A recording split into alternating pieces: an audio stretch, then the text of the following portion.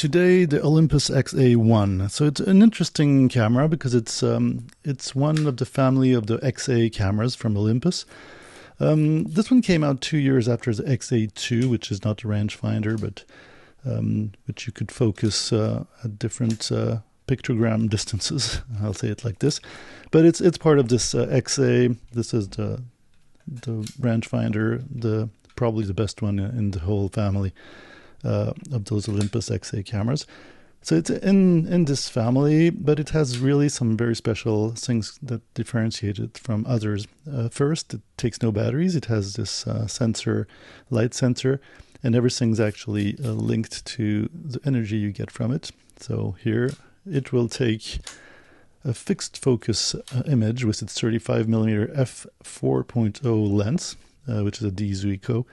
It was made by the Yoshihisa Maitani,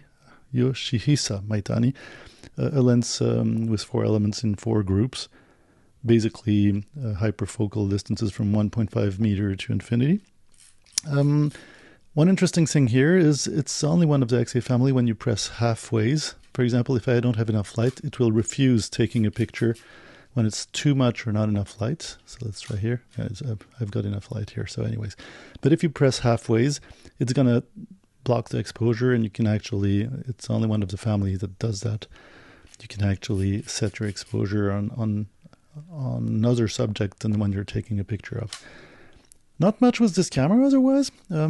Simple system, feels plasticky. It's all plastic basically.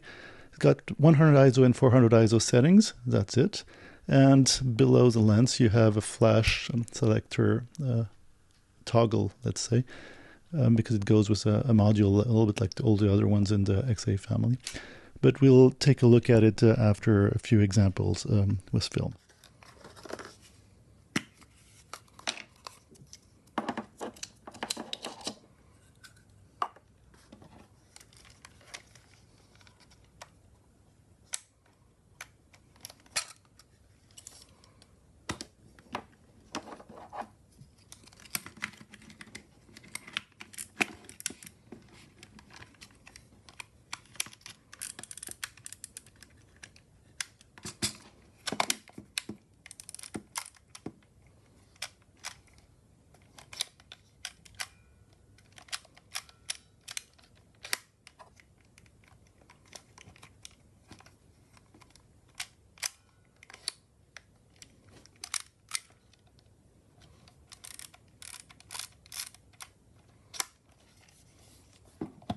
These are recent photos. We'll start with the color photos.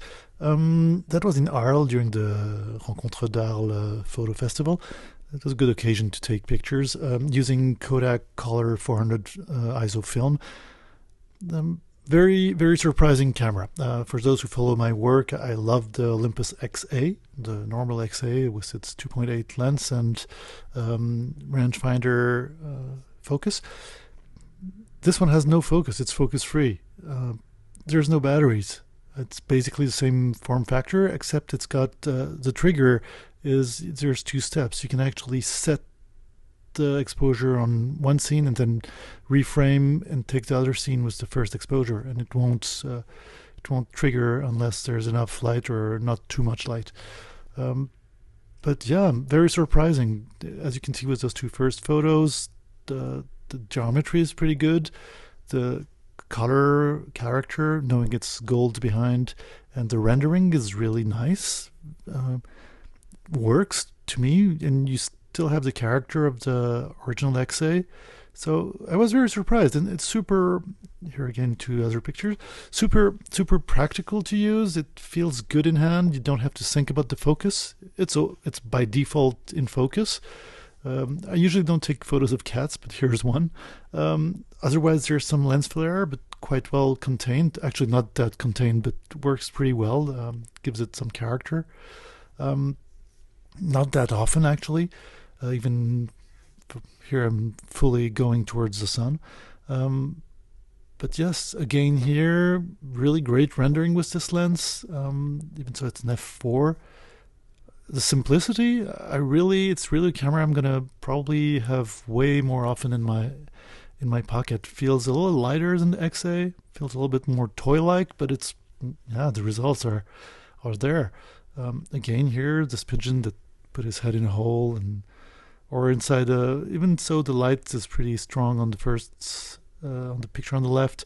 On the right, I'm in the dark in the closed fish market. It works even with high contrast. But there's a film, it's got its part, but definitely a camera. The worry-free thing is from this camera is just you press, you take the picture. Here again, a lower light situation. That was during the book fair of the Arles Festival. As you can see, it works. So, and I like the character coming out of it. Kind of old school, but yeah. And then when you go to black and white, here that was with a roll of Cine Still XX set at 400 ISO. Same thing. You can see some flare when you really point towards the sun, but there's great detail, great rendering overall. Again here, yeah, I was pretty satisfied actually. It's very surprising to me. I didn't expect that when I had heard of this camera. I got it recently. It wasn't my first choice when looking for older cameras to try, but yeah, it ended up in my pocket for an experiment. And completely here again we see the same building as we saw before next to the Rhone. We see the Rhone River now, but great rendering. And on the right, that's a picture in Chambézy, a small town in Switzerland. Does what it has to do. It's really, really like the rendering of that lens. And again, I love to do street photography. For example, here, I'm kind of a shy photographer. I don't like taking pictures of people if I don't see the scene. So I probably miss a lot of great opportunities. But when I have something like this, which I like, I'll go for it.